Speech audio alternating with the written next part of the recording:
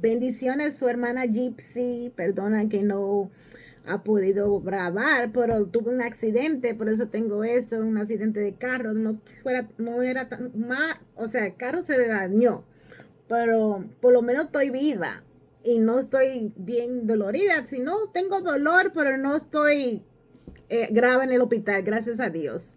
Porque Dios me cuida, Dios me protege siempre. Vamos a orar. Gracias a Dios por este momento. Gracias por tu presencia. Gracias porque tú estás aquí con nosotros, Padre. Aquí estamos, Señor, disponible para ti. Háblanos con tu palabra, Señor.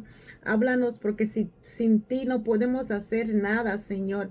Revélanos, Señor. Usa mi boca, Señor, para que todo lo que salga de mi boca sea palabra tuya, Señor. Que todo lo que salga de mi boca sea sabiduría del cielo, Señor, enseñándole a tus hijos, Señor, lo correcto y lo que no es correcto, Padre. Gracias, Señor, por ser tan bueno. Gracias por darnos tu palabra para que nos revele, para que nos sane, que nos libere, para que nos, ah, nos lleve para buen camino. Gracias, Señor. Te digo todo esto en el nombre de Jesús. Amén. Gloria a Dios. Entonces, vamos a terminar esta parte cuarto, que que le voy a poner el tema lo mismo en la espera, pero también le voy a poner un slash, hermanos. Aleluya. Vamos a comenzar con Santiago 7. Busquen su Biblia, tú sabes, tienen que usar su Biblia conmigo. Santiago 7, le doy unos cuantos minutos para que busquen su Biblia. Santiago 7. Aunque estemos pasando por problemas, que estemos pasando por tribulaciones, tenemos que estar gozosos, dice el Señor, porque esa es la única forma de bregar con todo esto, con el reino de Dios. Ustedes saben que hoy Dios me puso una palabra del conseguí descubrí el tesoro el tesoro, una palabra, la palabra de los tesoros. Y esa palabra estaba bien poderosa. Después vamos a hablar de esa parábola. Se llama la parábola del tesoro, la palabra del tesoro. Ahora vamos a Santiago 5, 7, 8. La palabra se lee en el nombre del Padre, del Hijo, del Espíritu Santo. Amados hermanos, tenga paciencia mientras esperan el regreso del Señor.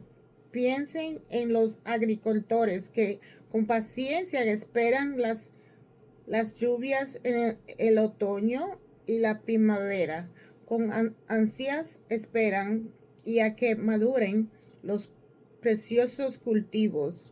Ustedes también deben ser pacientes, anímense porque la venida del Señor está cerca. Ok, vamos a ver. Ya nosotros hicimos la tercera parte, esta es la cuarta. Ahora, en la cuarta aquí, si miramos Santiago 5, amados hermanos, tengan paciencia mientras esperan el regreso del Señor. Piensen en los agricultores que con paciencia esperan la lluvia en otoño y la primavera. Con ansias esperan a que maduren los preciosos cultivos. Si observamos este versículo, vemos que se raya como unas cuantas palabras, se oyen como 2 o 3 veces. Y yo vi que hermanos, paciencia y venida del Señor se repetían unas cuantas veces. Yo busqué la palabra hermano.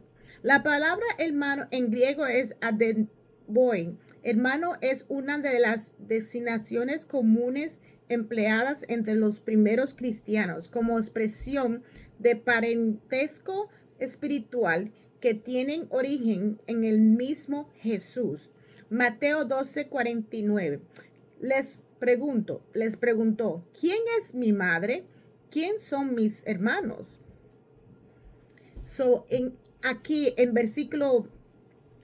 el versículo Mateo 12:49, ustedes saben esa historia, ¿verdad? Cuando Jesús estaba haciendo muchos milagros y había en medio de multitudes y vino a preguntarle, vino uno de los, vamos a leer eso, vámonos para Mateo 12, para saber la historia, porque tú sabes que aquí estamos aprendiendo de las historias de Jesús. So, cuando a Jesús le dijeron que lo andan buscando su madre y su padre, él le dijo, mi madre y mi padre son lo que hace la voluntad del Señor. Porque Jesús sabía que su madre y su padre sí eran su madre y su padre. Pero ya que somos familias pertenecemos a la familia de Jesús, que somos ya hermanos con familias, ya todos somos hermanos, somos familias y tenemos que amarnos uno al otro. Vamos a Mateo 12. Mateo 12. Por ese tiempo Jesús caminaba en el día de descanso por unos terrenos sembrados. Sus discípulos tenían hambre, entonces comenzaron a arrancar espigas de grano y comérselas. Algunos fariseos lo vieron y protestaron. Mira, tú, discípulo, violan la ley al cosechar granos en el día de descanso. Jesús le dijo, no, ¿han leído en la escritura lo que hizo David cuando él y sus compañeros tuvieron hambre? Entró en la casa de Dios y él y sus compañeros violaron la ley al comer los panes sagrados que son solo para los sacerdotes se les permite comer, que solo a los sacerdotes se les permite comer. ¿Y no han leído en la ley de Moisés que los sacerdotes de turno en el templo pueden trabajar en el día de descanso? Les digo aquí, hay uno de superior al templo. Ustedes no habrían condenado a mis discípulos, quienes son inocentes, si conocieran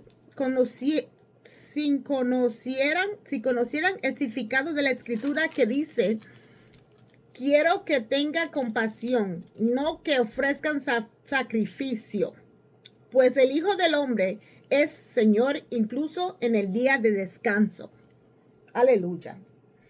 Entonces, después de eso, Jesús le sana la mano a un hombre en el día de descanso. Luego Jesús entró a la sinagoga de ellos y allí vio un hombre que tenía una mano deforme. Los fariseos preguntaron a Jesús, ¿permite la ley que una persona trabaje sanando el día de descanso?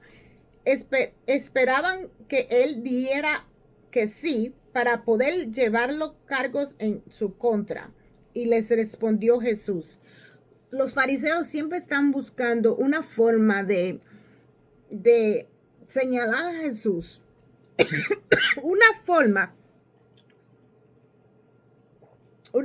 de acusarlo de algo, porque siempre quería acusarlo de algo. Y como Jesús nunca hacía nada, lo que hacía la voluntad del Padre, nunca podía encontrar nada, pero ellos seguían tratando de encontrar algo para acusarlo. Si tuviera una oveja y esta cayera en el pozo, este es Jesús hablando. Si tuviera una oveja y esta cayera en el pozo de agua en el día de descanso, ¿no trabajarán para sacarla de allí? Por supuesto que lo harían.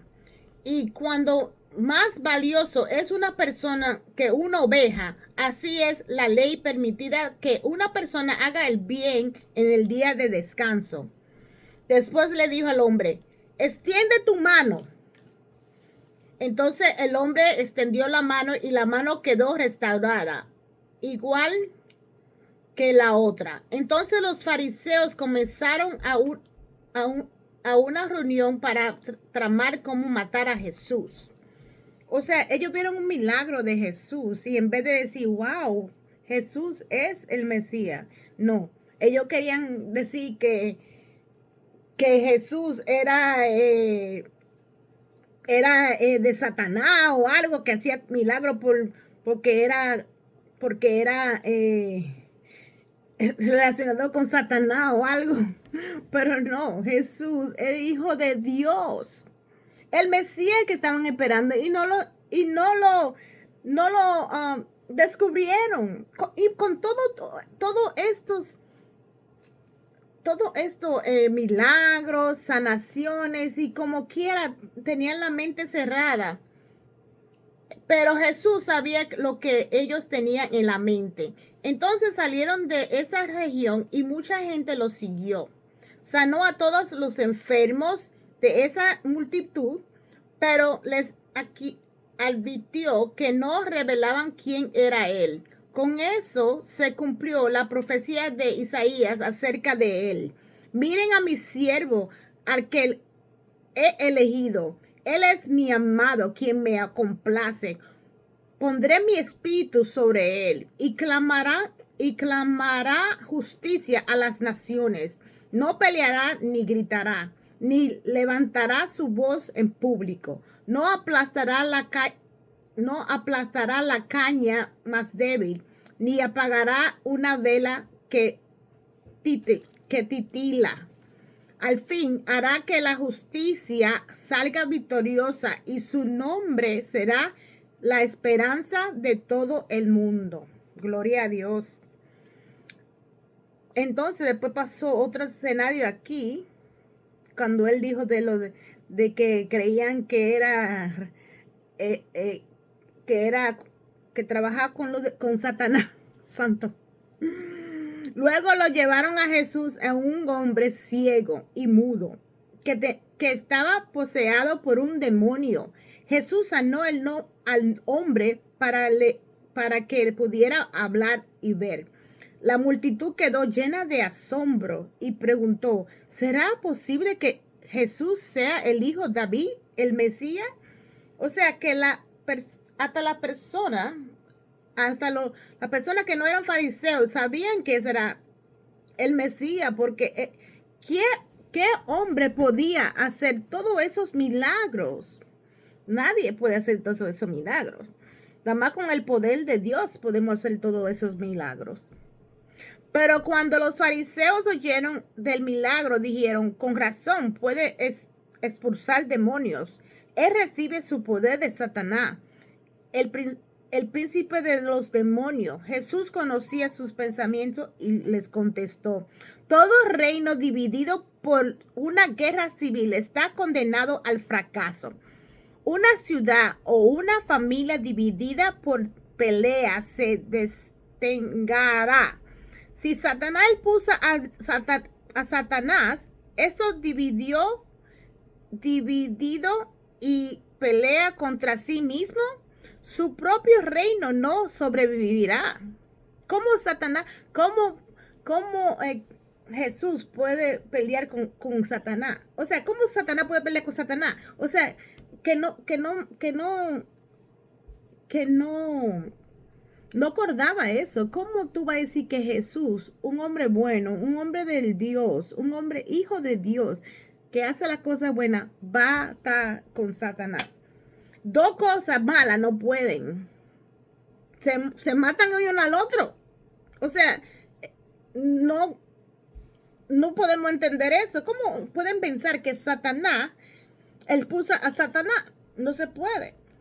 Entonces, si mi poder proviene de Satanás, ¿qué me dicen de sus propios exorcistas, quienes también expulsan demonios? Así que ellos los condenarán a ustedes por lo que acaban de decir. Sin embargo, si yo expulso a los demonios por el Espíritu de Dios, entonces el reino de Dios ha llegado a este a esta entre ustedes. Pues, ¿quién tiene suficiente poder para entrar en la casa de un hombre fuerte y saquear sus bienes? Solo alguien aún más fuerte, alguien que pudiera atarlo y después saquear su casa.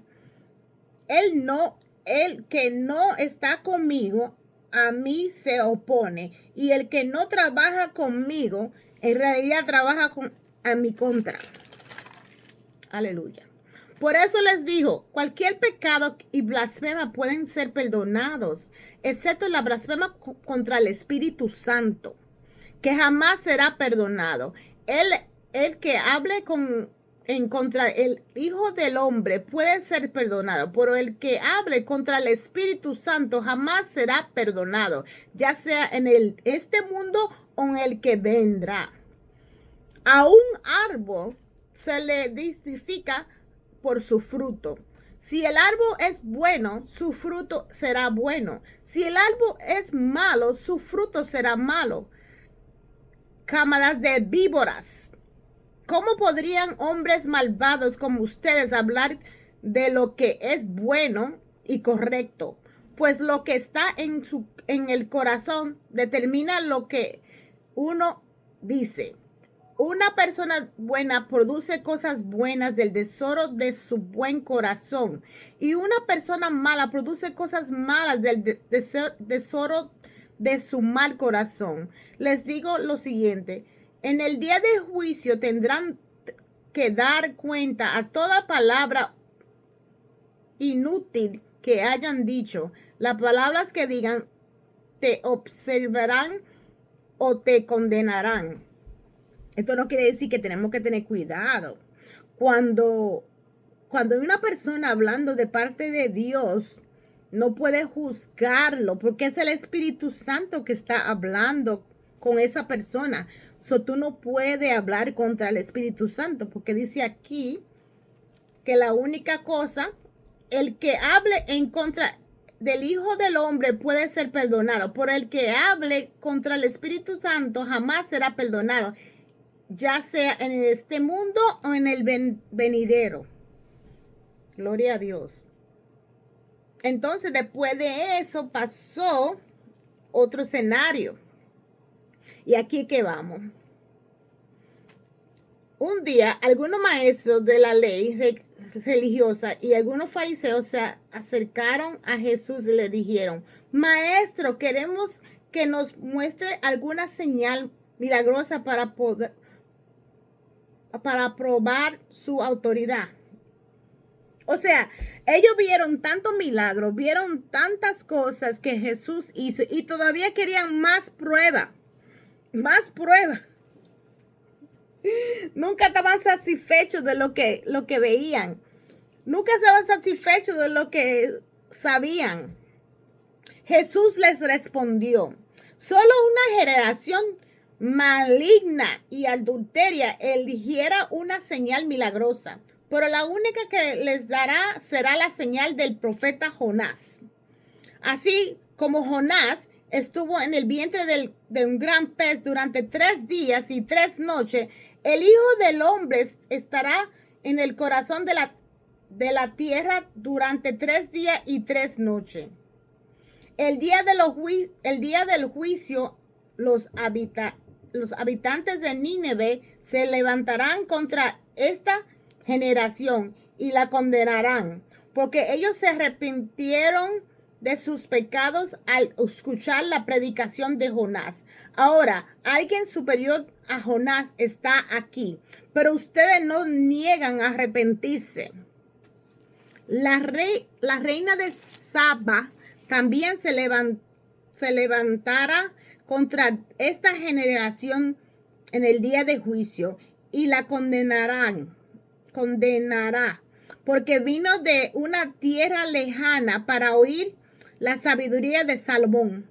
Ahora, alguien superior a Salomón está aquí, pero ustedes se niegan a escuchar. Cuando el espíritu maligno sale de una persona, va al desierto en búsqueda de descanso, pero no no encuentra. Entonces dice, volveré a la persona de cual salí, de modo que regresaré y encontrará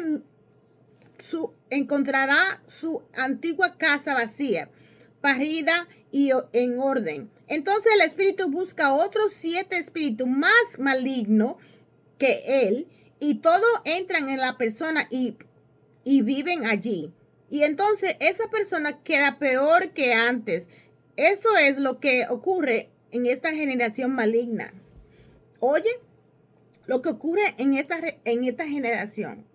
Ok, si te sacan un demonio, o sea, que si tú vas a la iglesia y te sacan un demonio que tú tienes y después tú haces la cosa correcta, te mantienes sano, ok. Y después un día cae y no pide perdón y rebala. Entonces ese demonio que se te mete a ti, ese demonio que salió de ti, ahora vuelve a ti cuando tú estás haciendo la cosa bien y dices, ay no, yo no me puedo meter en ese cuerpo porque ese cuerpo ya está ordenado, sanado, pero tú sabes lo que hace, va y busca 2 o 3 más fuerte y se mete, espera el momento que tú le abres brecha y se mete en todo su espíritu. Y después estos espíritus son más difíciles de sacar. Por eso que cuando ya uno busca a Dios y uno está con Dios, tiene que mantenerse con Dios, tiene que mantenerse en la palabra, tiene que mantenerse orando, tiene que mantenerse sano, porque si no, vienen más espíritus peores a dominar ese cuerpo. Gloria a Dios. Ok, ahora vamos al verdadera familia de Jesús. Mientras Jesús hablaba a la multitud, su madre y sus hermanos estaban afuera y le pedían hablar con él. Alguien le dijo a Jesús, tu madre y tus hermanos están parados afuera y desean hablar contigo. Jesús preguntó, ¿quién es mi madre y mi padre? ¿Quién es mi madre? ¿Quién son mis hermanos? Luego señaló a sus discípulos y dijo, miren, estos son mi madre y mis hermanos, pues todo lo que hace la voluntad de mi Padre, que está en los cielos, ese es mi hermano y mi hermana y mi madre y mi... Aleluya. Entonces ahí está la historia, como Jesús le dijo a sus discípulos, a la persona que le estaba diciendo, te están buscando, Jesús, se están buscando. Pues le dijo, mira, mis discípulos son mi madre y mi padre. Son o sea, los discípulos son mi hermano y mi hermana, porque ellos hacen la voluntad del Padre. O sea que ya Jesús sabía que lo que hacía la voluntad del Dios, eso era su hermano y su padre. Sigo diciendo su hermano y su padre. Su hermano y su hermana. Gloria a Dios y su madre. Gloria a Dios. Santo. Ok. Marcos 30. Ok. En la Biblia nos habla sobre... Ok, aquí dice que Mateo 12:49. Luego preguntó, ¿quién es mi madre y quién son mis hermanos? Entonces ya sabemos que su madre y su madre y sus hermanos son los discípulos que hacían la voluntad de Dios. Marcos 3:24. Entonces miró a los que estaban alrededor y dijo, miren estos, son mi madre y mis hermanos. Todo el que hace la voluntad de Dios es mi hermano y mi hermana y mi madre.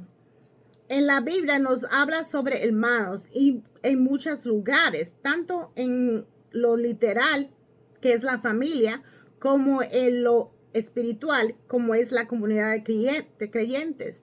Hay hermanos con conflictos como los primeros hermanos en el Nuevo Testamento. Vamos a leer esta historia de Abel y Caín, que está en Génesis 4:1-8. Abel y Caín son descendientes de Adán y Eva. Ustedes saben que Adán y Eva eran o sea, Adán fue hecho por el polvo. Entonces Eva fue hecho de la costilla del hombre. Entonces un día Eva fue engañada por la serpiente. Entonces la serpiente la engañó y ella comió del fruto, pero también le dio a su esposo. Entonces ahí fue que comenzó el pecado. Entonces de ese pecado, de ellos salió el pecado. Entonces en vez de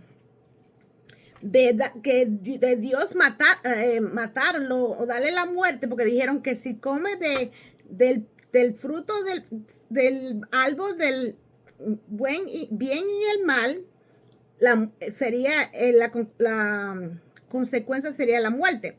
Pero él, con su misericordia, le dijo: tú sabes, ustedes no van a morir, sino la consecuencia va a ser. Y si miramos, vamos a mirar Génesis 3, donde comenzó el pecado.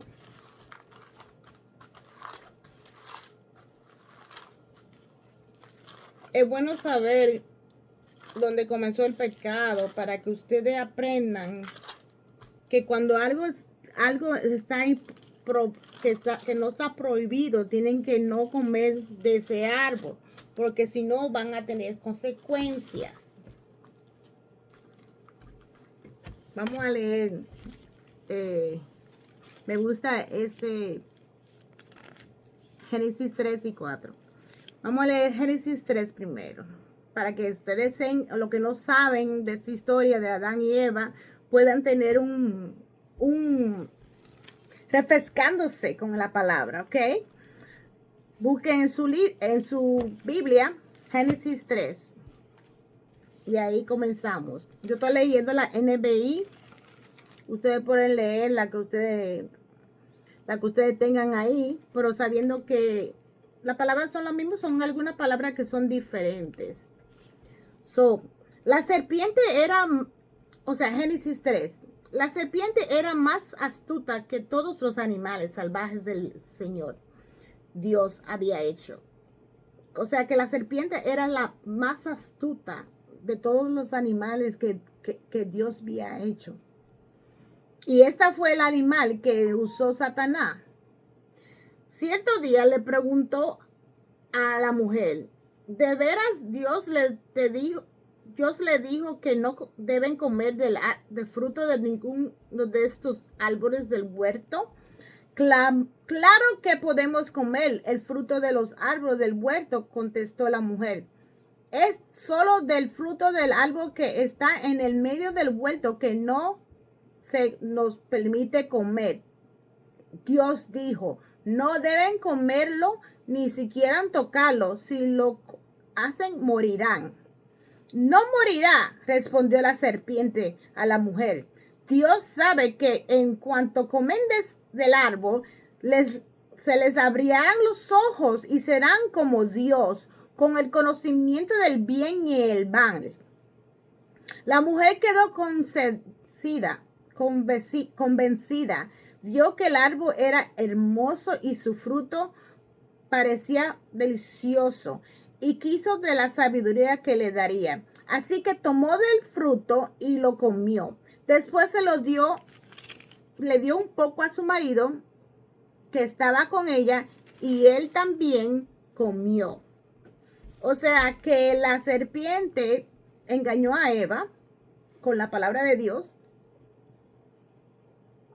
porque cambió la palabra. No la puso como era correcta, porque algunas veces la gente, los anticristos, usan la palabra, pero lo usan de una manera manipulada para que tú te confundas. Por eso que cada vez que ustedes oyen la palabra de Dios o vean en YouTube alguien, den cuenta que toda la palabra salga de la Biblia, que no sea palabra que no sea de la Biblia. Si te enseña algo que no es de la Biblia, es anticristo. Aleluya. En ese momento se les abrieron los ojos y de pronto sintieron vergüenzas con su desnudez. Entonces consiguieron hojas de higueras para cubrirse. O sea que ellos estaban desnudos ya, pero no sabían. Pero cuando comieron fue que se les dio vergüenza porque dijo, oh my God, comimos. Ahora tenemos que escondernos porque para que no se descubra que comimos del árbol. Entonces buscaron hojas para esconderse. Pero ¿quién puede esconderse de Dios? Nadie, ¿verdad? Cuando soplaba la brisa fresca de la tarde, el hombre y su esposa oyeron al Señor Dios caminando por el huerto. Así que se le escondieron del Señor Dios se escondieron del Señor Dios entre los árboles. Entonces el Señor Dios llamó al hombre. ¿Dónde estás? El hombre contestó. El Señor sabía dónde estaba el hombre, pero él quería ver lo que iba a decir Adán, porque de Dios no se puede esconder nada. Nada se puede esconder de Dios. Tú puedes decir mentira, pero todas esas mentiras se salen a la luz. Gloria a Dios. Dios entre los árboles. Entonces, el Señor Dios llamó al hombre. ¿Dónde estás? El hombre contestó. Te oí caminando por el huerto, así que me escondí. Tuve miedo porque estaba desnudo. ¿Quién te dijo que estaba desnudo? Le dijo el Señor. Le preguntó el Señor. ¿Acaso has comido del fruto del árbol que te ordené no comieras? El hombre contestó. La mujer que tú me diste fue quien me lo dio del fruto y yo lo comí. Entonces el Señor le preguntó a la mujer, ¿qué has hecho? La serpiente me engañó, contestó a ella, por eso comí. Entonces el Señor le dijo a la serpiente, por lo que has hecho, eres maldita, más que todos los animales, tanto domésticos como salvajes. Andarás sobre tu vientre, arrastrándote por el polvo durante toda la vida, toda tu vida. Y pondré hostilidad entre tú y la mujer, y entre tu descendencia y la descendencia de ella.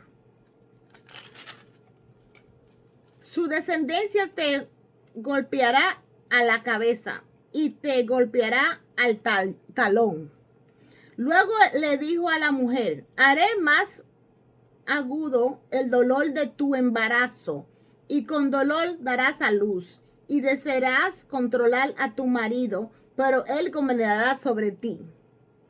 Y el hombre le dijo, dado que hiciste caso a tu esposa y comiste del fruto del árbol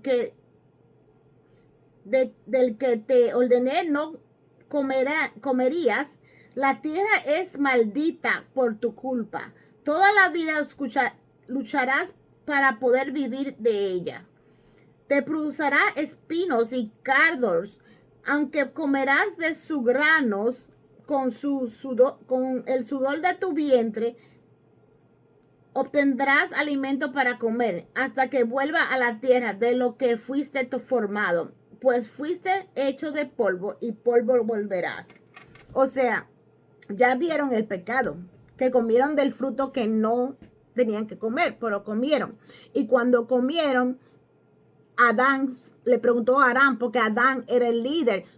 Adán tenía que saber, era Jesús, o sea, Dios le dijo a Adán que no coma el fruto. Él siendo como líder tenía que saber que no se puede comer de ese fruto. Pero él dijo, mi esposa me dio del fruto. Si la esposa le da el fruto, él comió también. Entonces, le echó la culpa a la esposa. Y la esposa le echó la culpa a la serpiente. Gloria a Dios. Entonces, todo el mundo echando la culpa a todo el mundo. Y nadie es culpable. Gloria a Dios.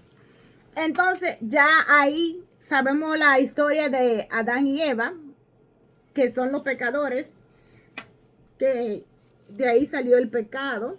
Ahora, del pecado salieron estos dos hijos que eran Adán y Eva. Estos dos hijos que eran Caín y Abel. O sea, Caín y Abel, ustedes vieron que lo que le dijo a la mujer, ¿verdad? La consecuencia del pecado de la mujer fue, ¿dónde que está? Vamos a ver, ¿dónde que está la consecuencia de la mujer?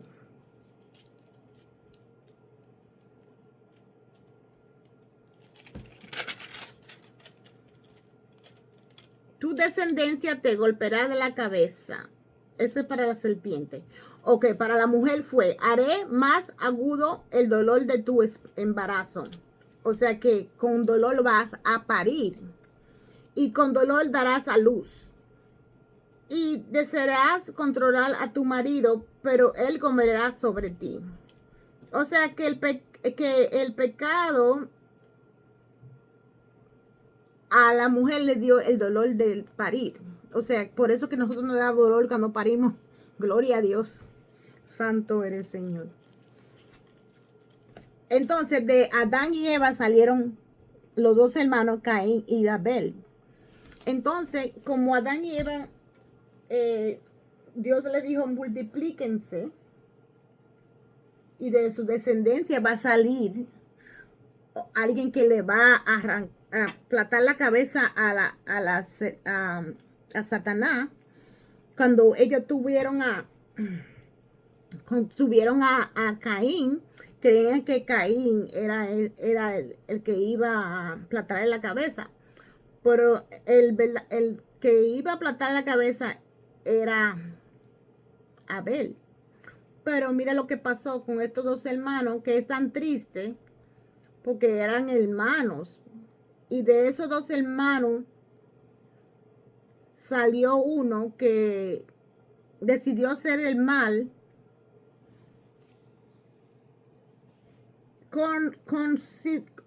ok, vamos a versículo 4, o sea, Génesis 4.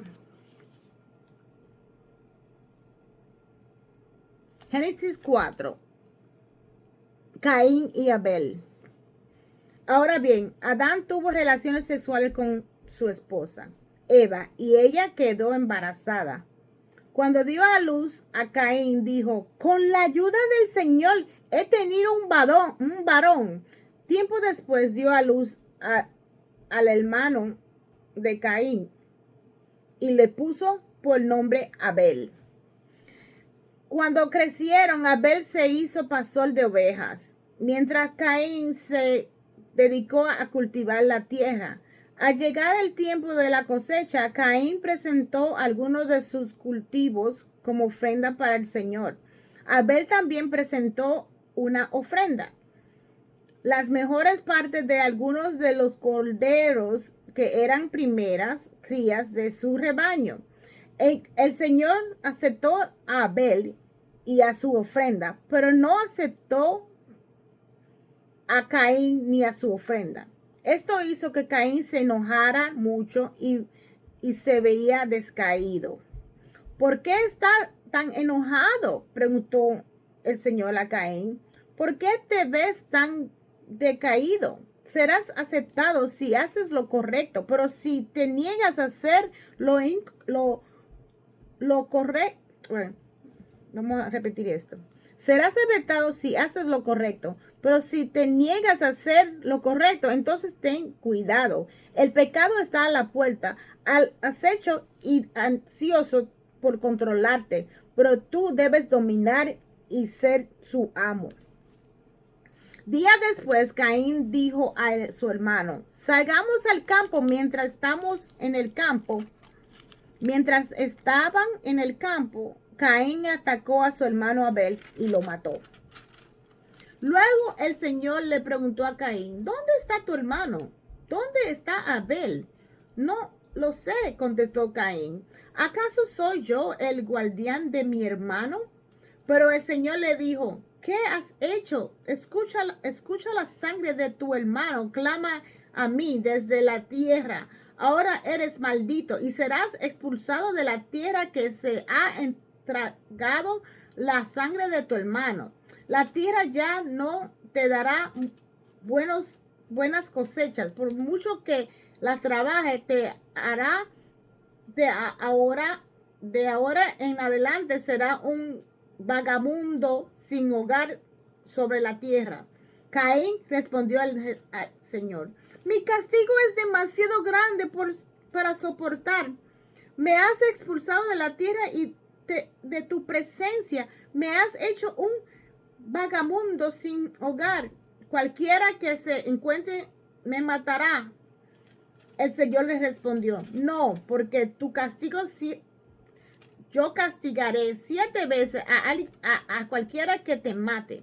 Entonces el Señor le puso una marca a Caín como advertencia para cualquier que intenta matarlo.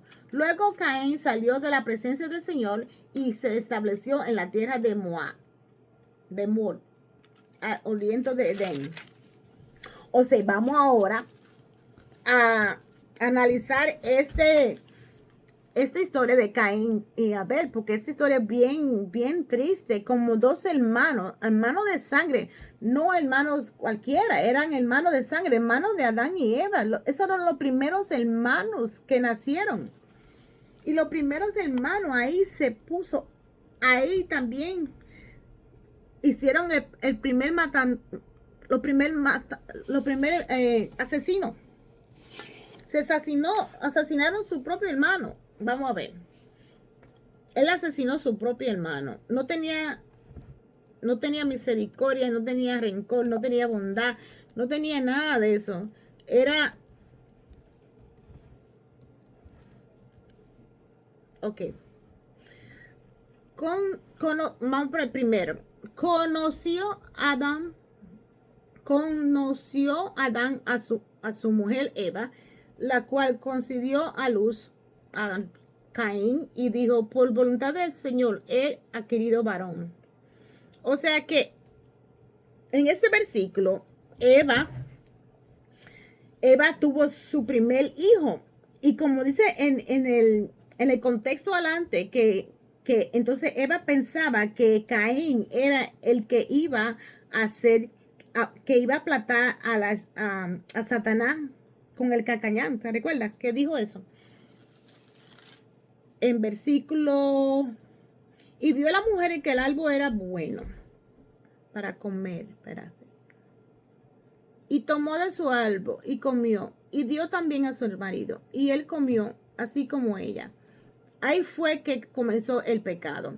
Y aunque Dios dijo primero para la paga del pecado era muerte, por su misericordia cambió la muerte por castigo de que ella tuviera dolor de parto y que el hombre trabajara la tierra todos los días de su vida. Y la descendencia de la mujer era que iba a aplastar el cacañán, acabar la cabeza de Satanás. So ya Eva pensaba que Caín era la bendición de ella. Después de dio a luz a Abel, y Abel fue pastor de ovejas. Caín fue labrador de la tierra. O sea que primero tuvo Caín, y Eva pensaba que era ese el que iba a hacer lo que iba a aplastar a la serpiente, pero no fue Caín, porque después Caín tuvo un hermano que era pastor de ovejas. Entonces Caín fue bendecido dándole tierra, y no apreció esa bendición que Dios le dio. Y cuando se hizo una situación que los dos ofrecieron, por los celos, por los envidia de su hermano, porque su ofrenda fue aceptada, él lo mató por envidia. Porque la envidia es mala, señores. La envidia no puede ser, la envidia viene de Satanás. La envidia no es de Dios. Por eso, cuando uno tiene envidia, uno tiene que pedir al Señor: perdóname, Señor, ayúdame a no tener envidia de otros, ayúdame a verme a mí y y compararme a mí conmigo misma para no tener envidia de otros si le dan una cosa, si no le dan otra cosa, porque eso es bien malo. Mira lo que pasó. Abel fue pastor de oveja. Pastor en hebreo es roel, cuidar, apacentar un rebaño. Se usa por primera vez en la Biblia en la relación con el rebaño de ovejas de Jacob. Génesis 29:7. Si tenemos a Jacob como pastor, podemos resbalar porque a los hombres lo pueden engañar y él no puede fallar y Dios no puede fallar. Pero, o sea, ok, vamos a repetir otra vez. Si tenemos a Jacob, que es un hombre, como un pastor, podemos resbalar porque los hombres le pueden engañar y él nos puede fallar. Pero si tenemos a Jehová como pastor, nadie nos puede engañar. Dios es nuestro pastor bondadoso y un guía confiable. Salmo 34:8. Jehová es nuestra esperanza de vida eterna y seguridad. Solo con Él nos sentimos seguros. Por eso es que todos tenemos que tener una relación íntima con Él. Juan 15:5, porque Él sabe lo que tiene para ti. En este pasaje, aquí Jehová es el pastor. Y si Jehová es nuestro pastor, no podemos temer, porque Él es el dueño de todo y tiene todo bajo su control. Por eso que yo no me temo que aunque pase por tanto, mira, accidente y todo, pero sé que algo estoy haciendo bien, porque cuando le pasan, Satanás no ataca a la persona porque no hacen nada. Ataca a la persona porque están haciendo algo que le está dando el calcañar. Aleluya. Colosenses 1:17. Y él es antes de todas las cosas. Y todas las cosas es el sustente. Y Él es la cabeza del cuerpo, que es la iglesia. El que es el principio y el primogénito de entre los muertos, para que en todo tenga la preeminencia. Eso hablando de Dios. Algunas veces pecamos porque tenemos esa carne pecaminosa, pero el primer Adán que pecó, en el vuelto no hay ni uno bueno, dice el Señor. Ni Jesús se considera bueno, solo Dios es bueno. Marcos 10:18. Jesús le dijo, ¿por qué me llamas bueno? Ninguno es bueno, sino solo Dios. Vamos a leer esta historia ahora de Marcos, en Marcos 10. Jesús habla a un joven rico. Marcos 10. Hay un hombre rico aquí que Jesús quiere hablarte. Aleluya. Ay, David Ruco, tú eres rico, dame un chin de esa riqueza. Marco 10.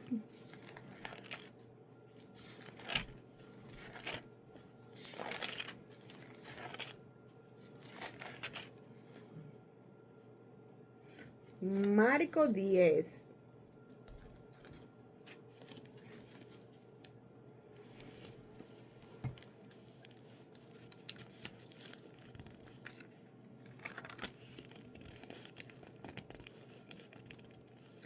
Marco 10:17, versículo 17 al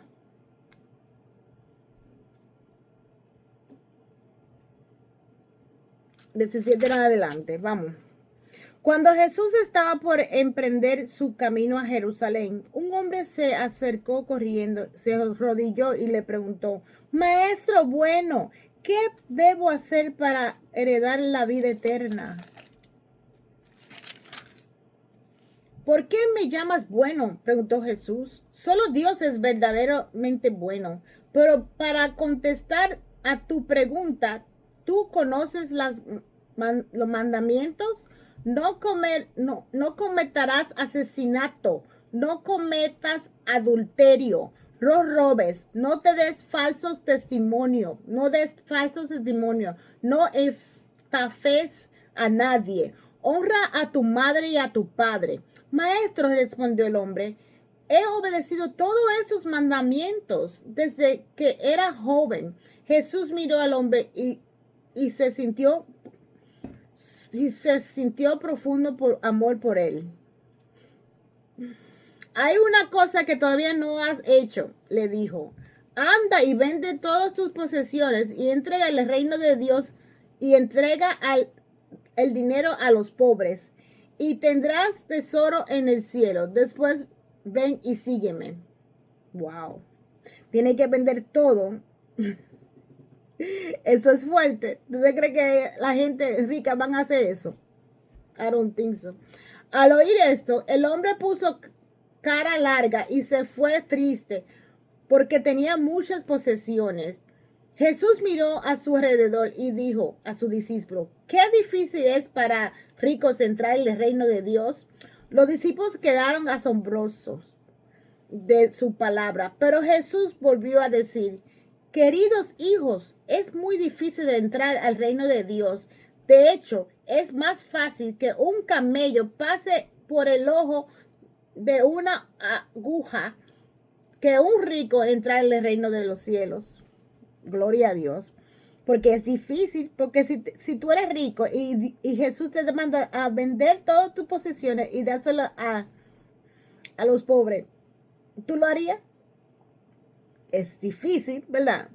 Es difícil dejar todo por Jesús como yo lo hice. Es difícil hacer muchas cosas por Jesús aunque te pasen todo esto. Pero los únicos hijos de Dios son los que hacen las cosas, la voluntad de Dios. No importa las persecuciones, no importa los señalamientos, no importa que no crean en ti, no importa que hablen mentira. Tú sigue repartiendo la palabra de Dios. Lo voy a dejar aquí porque ya está en 52 minutos. Dios me lo bendiga. Terminamos un ratico. Bye.